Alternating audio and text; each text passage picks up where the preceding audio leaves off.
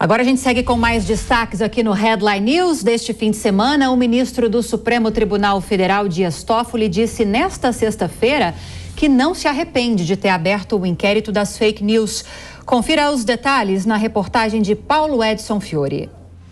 Dias Toffoli participou de 2 eventos em São Paulo nesta sexta-feira. Em palestra do Congresso Nacional das Sociedades de Advogados, o ministro do STF disse que não se arrepende de ter aberto o inquérito das fake news em 2019, quando presidia o tribunal. Segundo Toffoli, o objetivo era identificar os responsáveis por financiar inverdades contra o próprio Supremo e o Congresso. O inquérito sempre foi alvo de críticas por ter sido uma iniciativa do próprio Supremo, que é vítima, acusador e juiz ao mesmo tempo. Atualmente são alvos da investigação parlamentares, empresários e até o presidente Jair Bolsonaro. Em outro evento na Fiesp, Dias Toffoli disse que o inquérito das fake news foi tema do encontro entre Lula e os ministros do STF na quarta-feira.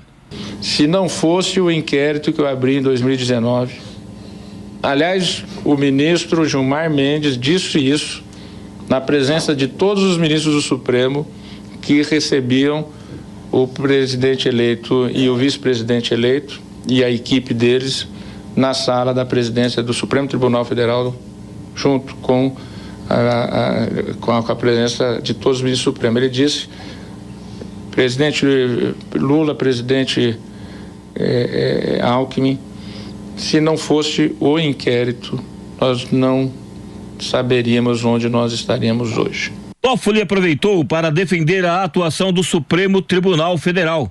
Nesses 34 anos de Constituição de 88, é óbvio que eu mesmo discordo de algumas decisões, até porque, principalmente daquelas que eu fiquei vencido. Né? Obviamente, se eu fiquei vencido, é porque eu não concordava com a posição vencedora. Né?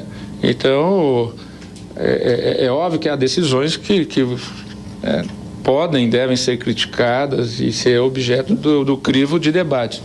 Mas não há dúvida que o balanço é extremamente positivo.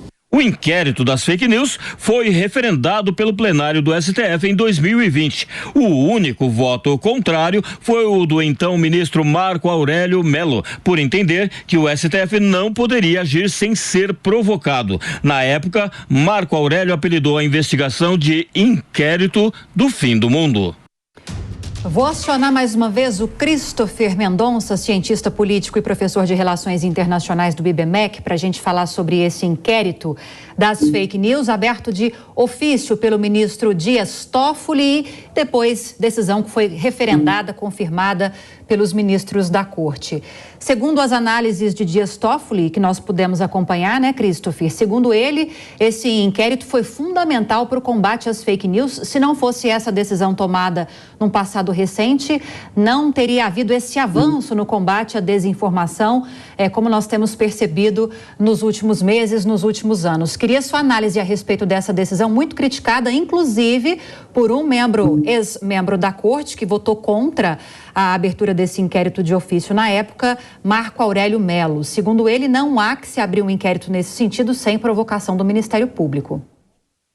A minha interpretação vai de encontro com aquilo que o ex-ministro Mello apresenta, né, de que não poderia haver uma abertura de inquérito dessa magnitude de ofício. O Poder Judiciário, constitucionalmente, ele apenas responde a provocações que são feitas por outros organismos, como o Ministério Público Federal. Então, nesses termos, esse inquérito foi aberto de ofício pelo presidente da época, Dias Toffoli, e, a meu ver, me parece um inquérito que foge das competências naturais ou constitucionais do Poder Judiciário.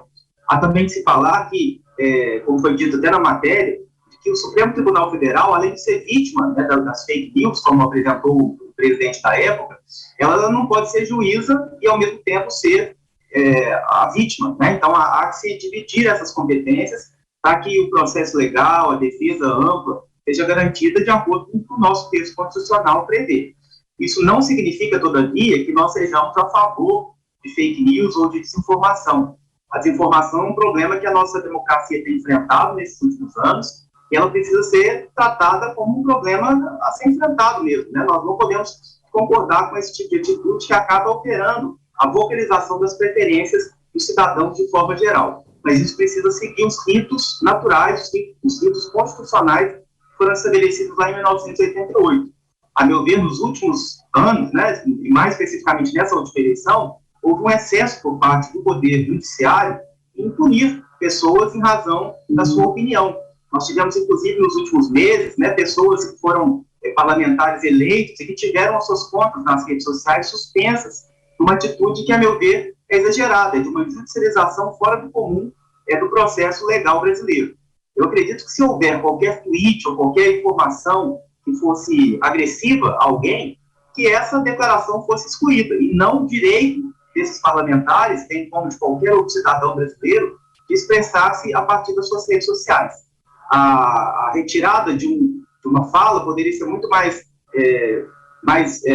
vinculada à Constituição, né, do que retirar o perfil dessas pessoas do ar e impedir que elas possam falar, já que elas são pessoas que foram amplamente votadas. Quero destacar o caso, inclusive, do deputado federal que foi mais votado, né, aqui de Minas Gerais, o Nicolas Ferreira, que está com todas as suas redes sociais suspensas em razão de opiniões que ele lavrou aí nas suas redes sociais. Agora, você acredita, Christopher, só para a gente fechar esse assunto, que o combate às fake news, à desinformação, passa mais por uma questão legislativa, normativa, a criação de um projeto de lei para combater isso, por exemplo, como foi tentado num passado recente, o Congresso tentou, mas não avançou, ou mais pela questão da conscientização? E se sim, pelo lado da conscientização, de que forma fazer isso? Bom, eu acredito que o Legislativo tem um papel fundamental na retirada das fake news da nossa democracia, né? Há que se fazer um conjunto de regras que punam de forma adequada as pessoas que jogam na internet de forma aleatória informações que não são verídicas, mas eu acho que é fundamental para a gente ter uma maior conscientização social. As pessoas, ao invés de acreditar nas informações que recebem, devem consultar as suas fontes, se vêm de pessoas confiáveis, se vem de um jornalismo adequado, né, tentar discutir com as pessoas ao seu redor se essas são, sim ou não, né, informações que são confiáveis. Então, nesse aspecto, eu acho que o Legislativo tem um poder muito importante, o Judiciário também tem uma competência muito relevante, porque o Judiciário, em muitos momentos, ele suprimiu algumas informações falsas, suprimiu ataques, né, homofóbicos ou raciais, que foram importantes para a manutenção dos preceitos da nossa democracia, mas o que não pode haver é um exagero, nem por parte do Legislativo, nem por parte do Judiciário. Uma vez que nós, enquanto pessoas que têm um certo filtro, né, daquilo que nós consumimos como informação, devemos a cada dia ser mais informados a respeito disso. Eu acho que as redes de televisão, os jornais escritos, a imprensa de forma geral, tem um papel fundamental em nos informar e nos conscientizar de que nós devemos consumir informações de qualidade que tenham laço na realidade, não apenas aquilo que nós recebemos em grupos de WhatsApp ou outros mecanismos que não têm essa capacidade de veiculação de informações verdadeiras.